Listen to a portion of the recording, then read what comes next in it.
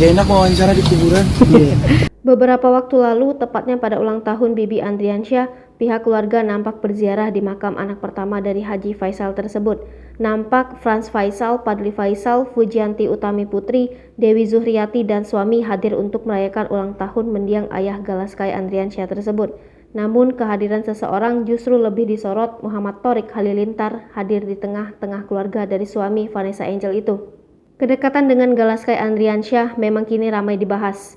Toyik, ucapan Galaskai Andriansyah ketika memanggil kekasih dari Fuji itu. Saat berada di makam, Thorik sendiri tak luput dari pantauan para wartawan. Mereka memburu adik Atta Halilintar untuk diwawancarai soal kedekatan dirinya dengan keluarga sang pacar.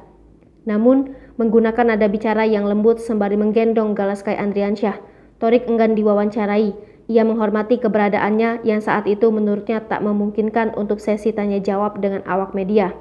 Panggil-panggil terus namanya Thorik, emang sudah dekat itu ya dengan Gala, tanya awak media. Hal itu langsung ditolak dengan Thorik. Ia mengaku tak enak jika melakukan sesi wawancara di kuburan. Video itu pun viral di media sosial Instagram. Salah satu akun penggemar Fuji mengunggah ulang video wawancara tersebut. Akun itu ialah @ootd_fujian. Admin dari akun tersebut juga memberikan keterangan dalam video yang ia unggah. Ia mengaku bahwa suara Thorik Halilintar menolak sesi wawancara tersebut sangat lembut. Tak hanya itu, keterangan senada juga diberikan admin tersebut. Ia mengklaim bahwa Thorik Halilintar memiliki perilaku yang baik dan sopan. Tanggapan warganet. Warganet yang melihat unggahan tersebut lantas ramai memberikan tanggapannya di kolom komentar.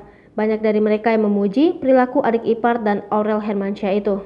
Attitude bibit bobot bebet Thorik teruji, ucapnya. Setiap orang punya privasi, masa sampai di kuburan dikejar juga. Lihatlah bagaimana Thorik sangat beradab baiknya bila ada di perkuburan. Dia terus membawa wartawan keluar untuk diwawancara. Mereka memang terdidik dengan sangat baik semua, lanjutnya.